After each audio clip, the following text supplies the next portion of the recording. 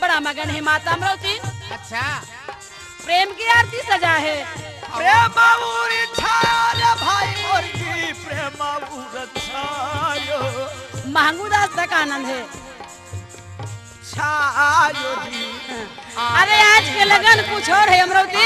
प्रेम उर छायो जी, आरती भजन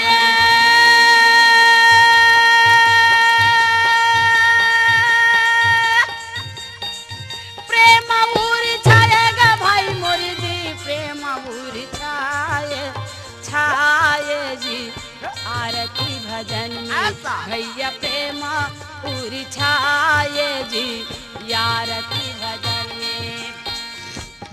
ओ प्रेम उरी छायो भाई मोर ना, प्रेम उर छायो